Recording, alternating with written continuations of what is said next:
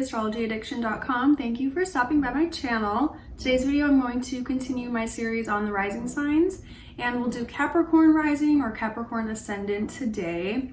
And a Capricorn rising person, they are ruled by Saturn, and their first house is in Capricorn. So a lot of times you see these people being born into families that are powerful, wealthy, maybe families that have just a structured way about how they do things, maybe stricter parents, and it could have even potentially been a challenging birth for the mother, just because Saturn brings in some pain, some challenges, hardships, lessons, and things like that. So while it can be good for them because the family may have more weight in a way, like it could be a political family, a family that is known, maybe they are company owners, business people, or just in some way, powerful. Or even the circumstances of birth could have just been coming into a situation where there was some tension and some maybe strain on the mother and the father relationship.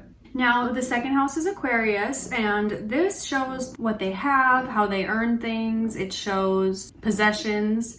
So Aquarius, since it is also ruled by Saturn, this can show that they may have more possessions, they may be more wealthy, they may have parents that work in different unique types of companies. This can also show that later in life they have a unique way of earning a living, and that they want to put their mental into whatever they're doing, so they can be very creative, people who bring in a lot of new ideas into business and into earning a living.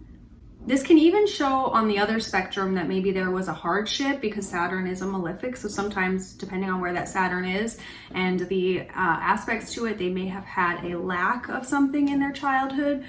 As far as possessions, maybe they had some type of fall from grace, or some type of hardships early on. Now, the third house is Pisces, which is ruled by Jupiter. Third house is siblings, early education, and neighbors. This can show that they may have a lot of siblings, because Jupiter brings in abundance, it brings in many expansion, growth, so they can have a lot of siblings, or they can have very intense spiritual and emotional relationships with their siblings. Maybe some of them feel like the siblings are a little too much in their life or controlling them, or they, the boundaries aren't set. So learning how to set boundaries with their siblings can be important. These people also have a unique way of learning. They may learn differently than other people. Pisces brings in, again, that spirituality, that emotional level. So if the child or, person that's learning in school doesn't have this connection or this care to what they're studying, they may not want to continue on with that type of learning. They may have a different learning style. These people may also go to school, in places that are like separated from their parents, because Pisces does speak to isolation, boundaries. So maybe the parents, on the other end can want to put those boundaries in place and maybe put them into a certain structured like school program, or even put them into a study program that is in a different place than where they live, like a boarding school or something like that. Now, the fourth house, this can show that maybe in their early home life there was some type of a trauma or abuse, or even divorce, a breakup between the parents is common, or just some type of loss even. It could have just even also showed that the parents may have been aggressive, or that they could have been controlling in some way, like their way is right, and the child may not have had much choice in things. They could have had just a very strict, this is the way that we do it type of a parent, because the Aries can be so controlling in that way sometimes. Or even it could relate to just a passionate parent home life. They may want to have a lot of warmth and love in the home, a high level of intimacy with who they bring into their home. And this can even show that they want some level of privacy in their home life, or, within their space. They may like to be alone or be just separated from people, just because they may feel like people are kind of suffocating with them when they are in their home environment for too long. Now, in the fifth house, we have Taurus, which is ruled by Venus. So you want to see where their Venus is to hear more about this story with children and romance and fun and hobbies. These people can be super creative. They can be artists. They can be people who love to build things. You know, they maybe like to build some type of a art piece. They could be just very creative overall. For example, Kylie Jenner has Taurus in the 5th house. She's a Capricorn rising, and she's done, you know, things with her career and creative ideas. She continues to put out new creative products within the makeup industry. So I think that's been something that she's been able to really use that 5th house Taurus for. This can also show that they have a love for children, that they maybe will have a few children, or that they will not really have too much trouble conceiving, just because Venus on the 5th house brings a lot of positivity there. They can be good mothers, and at the same time they can also have some stubbornness, you know, with their parenting style, just depending on, you know, what that Venus is doing. If Saturn is in the 5th house, or if any other harder planets are there causing some trouble, there can definitely be some pain there, or even some you know, more difficulty reaching that creativity, just because Capricorn risings are pretty strict and, you know, rigid, and they have a lot of challenges that they do face. But that 5th house seems to be kind of like a sweet spot for them. Now the 6th house is Gemini, so they can be very active. They can have a high level of energy with their daily routines. As far as health goes and the daily grind, having Gemini there, they definitely want to have someone with them a lot of the times on a daily basis. Like, they probably don't like to do things alone. They want someone there with them. You know, through work, they like to have like a partner in work or a colleague that they kind of tackle things together with, or can, you know, mesh their minds together just to complete projects or to get to a solution. They can also really like to have someone with them on a daily basis. Like, again, Kylie Jenner, she's always got her you know, kind of like partner there with her, whether it's Jordan or this new Stasia girl that she has, or whatever her name is. Just as an example, you know, they like to have people with them on a daily basis, kind of tackling things. But then again, going to that 4th house of Aries, they surely need their alone time when, you know, when it gets to a certain point. But they can be very interested in work. They can have a high level of energy with work and with career, and even like to change up their career and kind of what they do on a daily basis as well, because they get bored. Now the 7th house is Cancer, so you want to look to where their moon is for more of this story, but the 7th house relates to their marriage, their contracts, business partnerships, and, you know, relationships in that way. So having Cancer here, you know, they are more sensitive. They do really want someone that, for a marriage partner, or that makes them feel safe, secure, that they can trust with everything that they have, you know, someone who is loyal to them, someone who really feels like home. They want someone that they're with to go above and beyond to make them feel safe and happy and secure. And so if they're with a partner who, you know, makes them feel insecure or loses that trust or betrays them in any way, it can be a really big blow and kind of shake the relationship. So it's hard for them to, you know, forgive people that do them wrong in that way. They can also be attracted to people who are more sensitive and who are more watery in a way, like your Cancers, Pisces, Scorpios, those more emotional signs.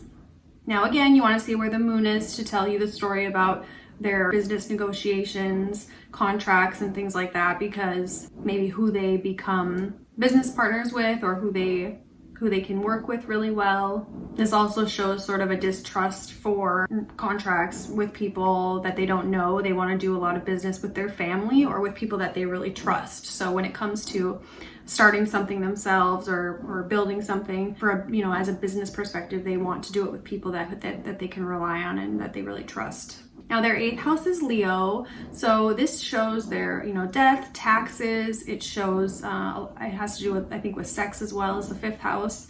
And Leo here, they can have somewhat of more maybe positive experiences with other people's money, with taxes, and with how they earn things.